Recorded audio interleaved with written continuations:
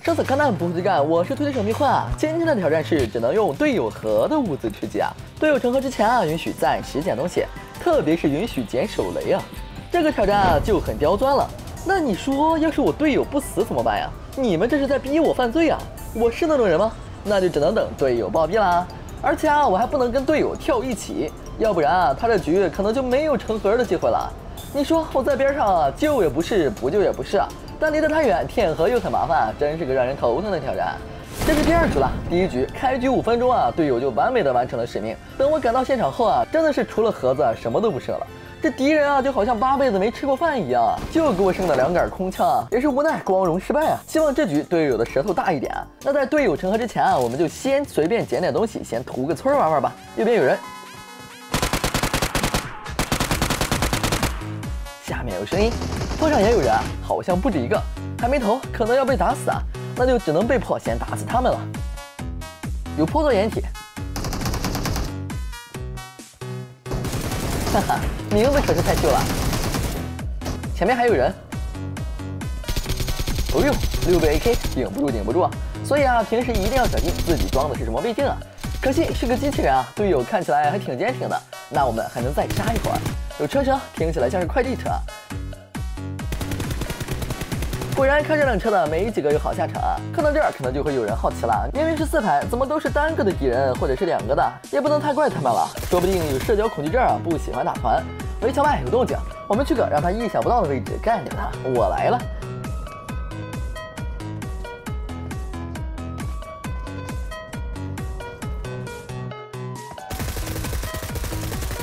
我怀疑你的名字在开车。大家的名字啊，真是一个比一个秀啊！这边涂的差不多了，该去找队友了，不然啊，怕是连队友的汤都喝不上。对了，忘了说了，这局一开始啊，就有1名队友退出了游戏，所以只有2个队友啊。不过这2个队友也是够狗的呀，这边有打架，这我们必须掺和一下，都在打正面的敌人。貌似没人注意啊，有一只大魔王上山了，就在前面，就喜欢你这种打得这么认真的人啊！山下还有人，山上也有，先接住掩体，把下面的宰了。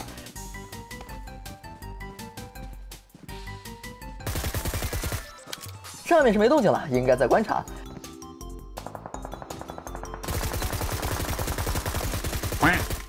感觉这个召回模式啊，也是个大腿模式啊。每个队里啊，有1、2个厉害的，加2个啦啦队兼医疗兵。我猜啊，他们的日常肯定是这样的：大腿说：“别拦我，我要去宰了他们。”啦啦队：“大哥，算了，还有靠你吃鸡呢。”几分钟后，大腿归了。啦啦队：“什么？大腿成盒了？那我们怎么办啊？要不要继续打下去？”开玩笑啊！就剩最后这没几个了，队友还会成盒啊？你说遇上这么坑的队友怎么办啊？哎，抽人，好像也离我不远了。他们要是跪在前面山头下安全区外可不太好啊，这毒可不太敢顶啊。帮他们稍微减小一下难度吧。这个倍镜啊不合适，换6倍。对什么样的人啊，就要用什么样针对性的道具啊。就像对待特别坏的学生啊，那必须要用知识的武器来教育他。就像我曾经的一位班主任啊，哪个学生搞事了，他把书变成棍子啊，就是一顿知识爆头，或者是超大3家宝，一顿几何知识斩击啊，甚至是随时都有可能袭来的知识狙击之粉笔暴击啊，哪个都是对学生暴击，效果拔群啊！起烟了，是他的队友刚刚想救他。哎，我怎么就没有这么会玩的队友呢？刚好能成盒在我边上。不行，这个给队友留着吧，抹抹他们的血，不然我自己动手也太残忍了。有车来了，我错了，我点上。谢谢你的名字对我的夸奖，你们一个个都是秀儿，队友应该也快来了，再不来我就要杀光了。估计看到这里啊，观众都要开骂了啊！安全区有刷了，1名队友受了重伤，本以为要成盒，看样子这2人是成盒不了了，放弃了，感觉这局就这样了。你俩这个位置啊，是真的悬啊，赶紧跑毒啊，还在那干啥呢？我先往前走走，等你们。哎呀，你看看我刚刚放弃你们2个，怎么就倒了呢？还成盒了？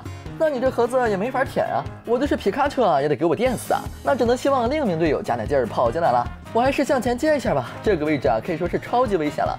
但是为了能第一时间接到我队友的盒子，也顾不了那么多了。这些敌人啊，你说不是动手还是不动手呢？动手谁来打我的队友呢？不动手，我感觉一会儿就要打我了。这个一看就没有什么攻击性啊，先一波身败名裂的射击解决掉了。还真是人如其名啊！这边还有队友，貌似就在我的身后啊！不行啊，得赶紧让敌人注意到才行。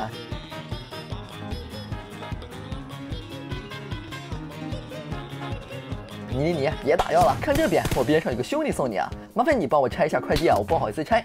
背面还有大狙，要小心了。我这头可是经不起造啊，好像不能指望他了。兄弟，我打你，气不气？你看你又打不过我，赶紧去拿我的队友撒气好不好啊？他就在前面的坡上，你快点，还有希望。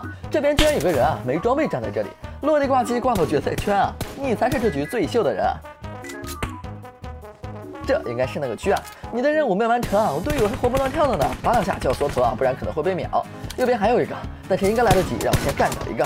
OK， 你们打我队友怎么没见这么起劲啊？真是太过分了！我的第一个帮手啊，好像也被队友干掉了，也太不给力了啊！说着说着，这局都快打完了，也没吃上队友的肉，喝上队友的汤啊！这俩人我都舍不得打了，不行，我得跟队友好好商量一下。他就在我后面，兄弟啊，你快过来，我跟你说个事儿啊！之后我将语音打开，吼他过来，声情并茂的向他发出请求啊！当然也不是什么大事儿，就是想麻烦他去死一下，不要爬回来直接成盒的那种。而他根本就不打开语音啊，眼里只有我的这身套装。我也是实在不忍心对他下狠手啊！虽然这次任务算是失败了，但是好歹折中一下，用他的物资吃鸡也能挽回一点颜面啊！于是我把身上所有的物资丢下，想与他交换物资，而他在我胯下捡的可都是欢啊，完全没有明白我的意思啊！此时敌人一发尊严狙击啊，提醒我们他还活着啊，怎么完全不把他当人一样啊？而这位兄弟手你还没捡够吗？喂，是不是这辈子没舔过这么肥的物资啊？哎，一定是感动到哭了，没办法，只能打字交流了。给我把枪！不行啊，我这么说岂不是会被当傻子？你的。然后他就爬走了，我这包里这颗雷，算了，他爬出去很可能会被山上的狙击撂倒啊。我们等一下，可以，很给力，别回来啊，山上的快动手。他要回来了，你这啥枪法啊？为了不造成环境污染，保护地上的小草啊，我又把丢掉的装备捡了起来啊。我就不救你了，你也太没灵性了。这一局也该结束了，敌人应该下山了，估计在树后或者房子后。先去前面掩体，低头躲避。前方有危险！我都快骑他脸上了，我知道啊，等他下次出头必定没命。收不住了，明明他刚刚把队友补掉了，是舔盒的好机会啊，这次任务还有机会完成的。让我亲手断送了，这可真是太难受了。大家就当是正常打了一局吧，虽然这次打的好像没有什么限制啊，但是我很委屈啊。我是迷幻，我们下期再见。